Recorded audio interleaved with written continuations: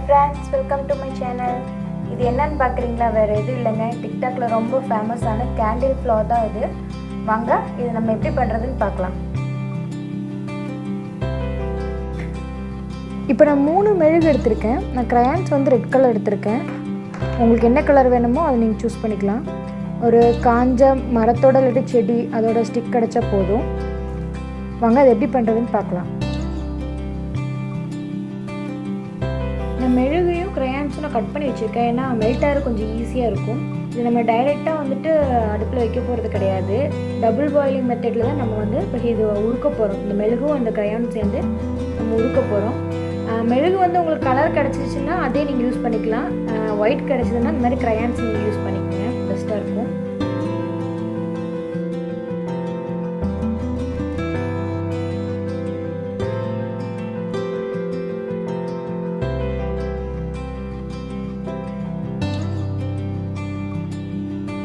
மெழுகு வந்து நம்ம ஃபுல்லாக உருக்கி எடுத்தாச்சு. அந்த உருக்குன அதே அந்த பாத்திரத்துலேயே அந்த மெழுகு வந்து இருக்கட்டும். ஏன்னா கொஞ்சம் கூட கூலாகக்கூடாது. கொஞ்சம் ஃப்ரீ இல்லாட்டி மெழுகு வந்து ஃபுல் அண்ட் ஃபுல் ஃப்ரீஸ் ஆயிரும். அதனால தான் இது வந்து வேறு ஒன்றும் இல்லை. நான் ஐஸ் க்யூப் வந்து ஃபுல்லாக போட்டு ஜில்லுன்னு ஃப்ரிட்ஜ் வாட்டர் எடுத்திருக்கேன், அவ்வளோதான், வேறு எதுவும் கிடையாது. நம்ம இதில் ஃபிங்கர்ஸ் டிப் பண்ணிவிட்டு அந்த மெழுகில் டிப் பண்ணி நம்ம அந்த ஸ்டிக்கில் ஃபிட் பண்ணும்போது நம்ம அந்த ஃப்ளார்ஸ் வந்து அப்படியே ஃப்ரீஸாகி நின்றோம். இங்கே பாருங்கள் எவ்வளோ அழகாக இருக்குன்னு பாருங்கள்.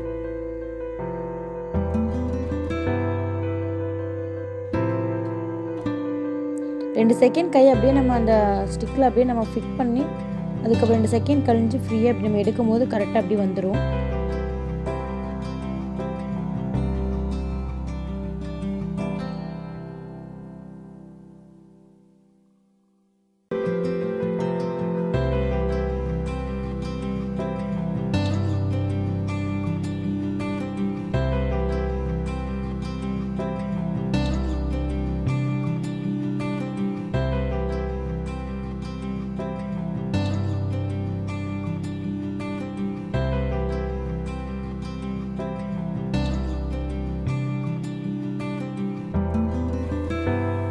நம்ம இந்த வீடியோ ஃபுல்லாக ஃபினிஷ் பண்ணியாச்சு.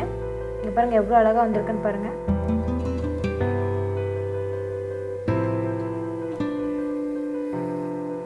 நான் சேம் அதே மெத்தடில் க்ரையான்ஸ் ஆட் பண்ணாமல் வெறும் மெழுகு மட்டும் வச்சு நான் பண்ணியிருக்கேன் ஒயிட் கலரில். அதில் லைட்டாக கிளிட்டர் ஆட் பண்ணியிருக்கேன்.